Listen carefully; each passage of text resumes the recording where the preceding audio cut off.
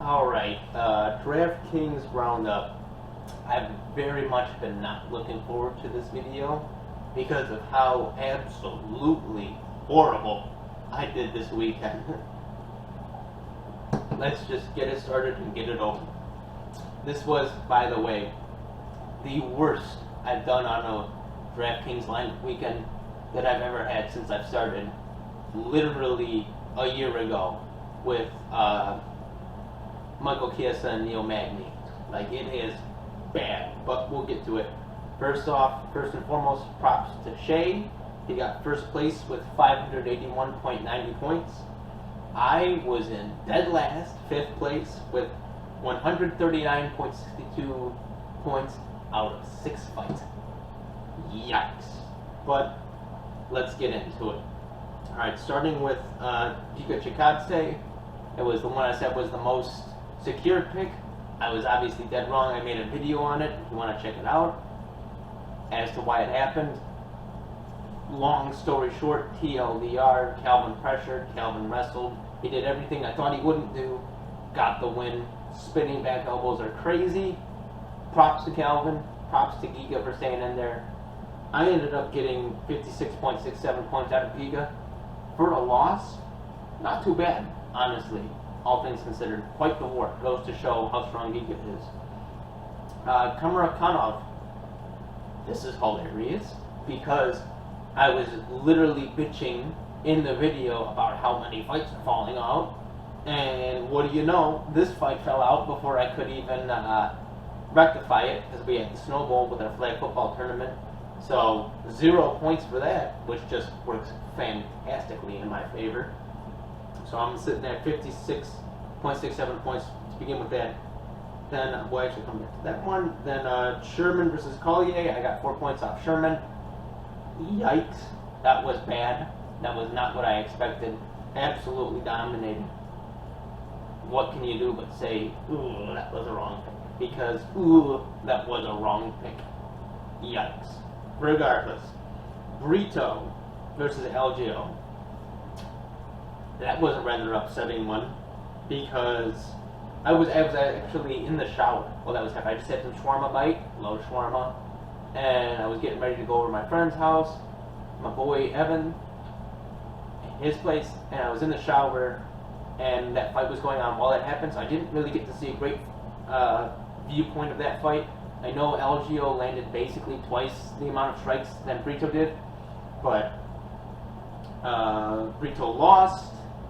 And what a kick in the urethra it was to have Algio on the mic. What a douchebag. Pretty sure he was just doing that to rile people up. If he did, congratulations. You succeeded in pissing me off. You're a dickbag. Hope you get hit by a bus. Not seriously, but you get the drift. What a douchebag. Can't wait to see him lose. Which probably works in his favor. But regardless, I got 36.02 points off of that loss. Not doing too great so far. Then Brahamish. I actually got a great view of this fight right on this couch actually while I was eating my shawarma. Yikes. Brahamish could not get the takedown. He in fact ended up getting taken down by Court McGee a lot more than I expected. It was very much. I can't even be mad about it. It was an applause to Court McGee for the veteran that he is, for sticking in there and winning that. Props to him. He just muscled it out, toughed it out, gritted his teeth, put on his blue collar shirt, and just got down to business and won. How can you be upset with a man for doing that? I most certainly can. Bravo to Court McGee. Good luck on the rebound to Brahamish. But that brings us to our last fight that I had. Jennifer Maia versus Caitlin Chukagian. I chose Jennifer Maia, ended up getting 23.63 points, so for a total of 139.62 out of 6 fights, only 5% fell out. Yikes, that was bad. I did watch the Jennifer Maia Caitlin Chukagian fight very closely though, and it was a great fight. I thoroughly enjoyed it. A lot of people say that they don't enjoy the women's fight, or that it's a big grapple fest. That was a great fight. I can assure you, if you haven't seen it, it's a great fight. if you have seen it, you can attest to how great of a fight that was.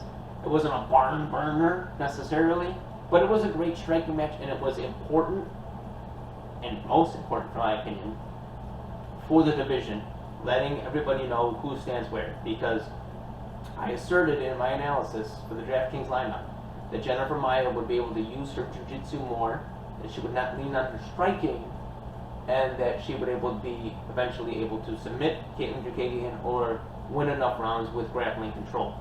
I was dead wrong. Caitlin Jukagian came out there with a point to prove.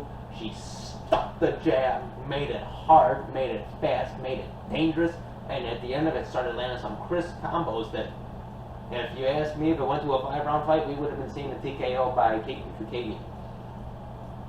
I'm a big Caitlin fan, honestly, if I'm being 100% honest. I was sort of just like, it's weird. When you pick it, you almost sort of self-justify. You gotta, it's like my dad says, you gotta pick with your brain, not your heart.